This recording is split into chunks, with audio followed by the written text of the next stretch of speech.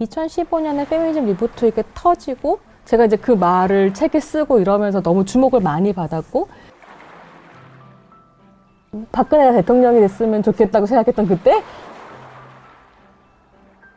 당연히 성차별주의와 싸우는 것이기도 하고 동시에 여성으로서 그러니까 말하자면 한 사회의 성적인 소수자로서 이 주변성과 차별에 맞서 싸우기도 하지만 동시에 내가 경험한 주변성과 차별을 바탕으로 다른 주변에 있는 사람들과 기꺼이 손잡는 것 그게 저는 페미니즘이라고 생각합니다. 저 너무 해맑았나? 너무 해맑고 너무 해맑고 슬랩. 예. 하나, 둘, 셋. 슬랩!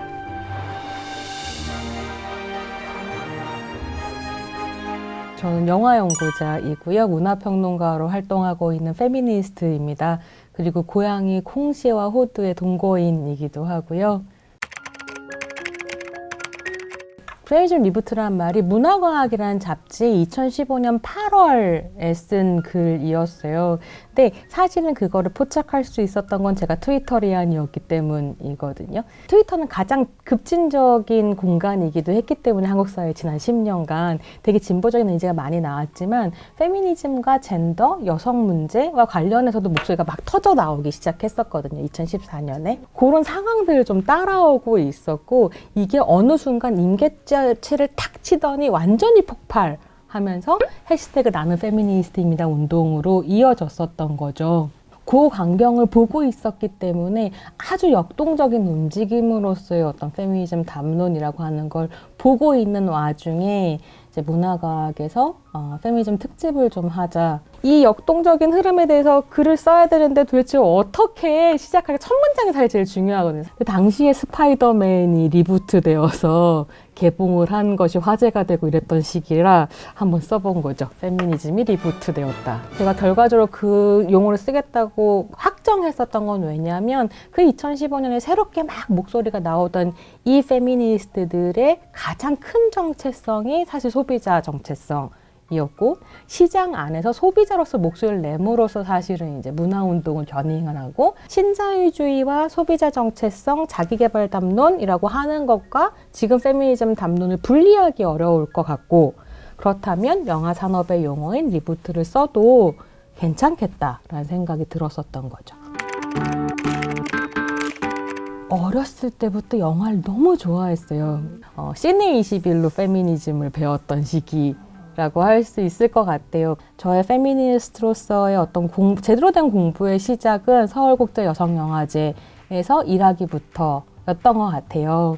많은 분들이 제가 90년대 학번이라서 영 페미니스트인 줄 아시거든요. 권기면 선생님이나 근데 사실 그때는 저는 영퀴하고 있었고요. 그래서 저는 영 페미니스트로서의 정체성이 사실 없고 그래서 또 어떤 평가를 듣기도 했냐면 그러니까 2015년에 페미니즘 리부트 돼가지고 갑자기 막 나와서 페미니스트라고 얘기하고 활동하니까 페미니스트들이 쟤 뭐하는 애인데 갑자기 어디서 튀어나와서 저러느냐라는 이야기를 듣기도 했고 한편으로는 손희정이 리부트 된 거다 2015년에 그래서 이제 페미니즘 리부트라는 작업을 제가 되게 열심히 쓰긴 했지만 쭉 페미니즘 운동을 해오신 분들이 보기에는 약간 역사를 지우는 것처럼 보일 수도 있겠다는 거 이제 좀 약간 알겠고 그래서 다시 뭐 이 작업에 대해서도 비판과 뭐 보충과 이런 게 있어야 되는구나라는 생각을 하긴 하거든요.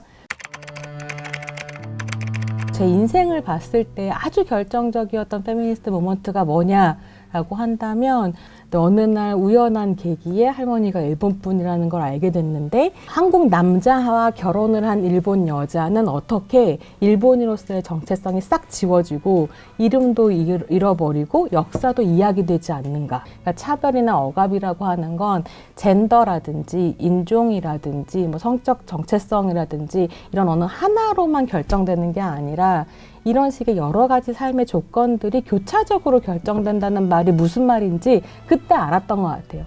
할머니가 일본 여성으로서 한국에서 경험해야 했었던 것은 무엇이었는가? 한국의 가부장제는 또 어떻게 그 일본 여성의 역사를 지었는가? 이런 걸 되게 여러 가지 이제 교차적인 관점에서 보게 된 거죠.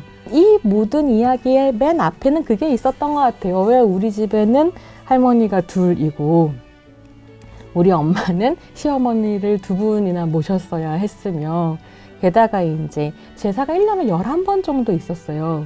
이 제사를 왜 할머니와 어머니와 숙모들이 다 이렇게 준비를 해서 해야 되는가 같은 이런 집안의 상황이라는 걸 이해하고자 하는 어떤 노력들 안에서 페미니즘이 좀 더 가까워졌었던 것 같고요.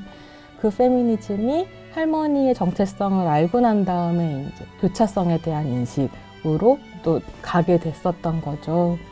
한국 여성에게 기대되는 여성성과 일본 여성에게 기대되는 여성성, 백인 여성에게 기대되는 여성성과 예컨대 흑인 여성에게 기대되는 여성성이라고 하는 게 사실 다 다르고 그래서 성기 하나만으로 여성성이 설명되지 않는다는 거죠.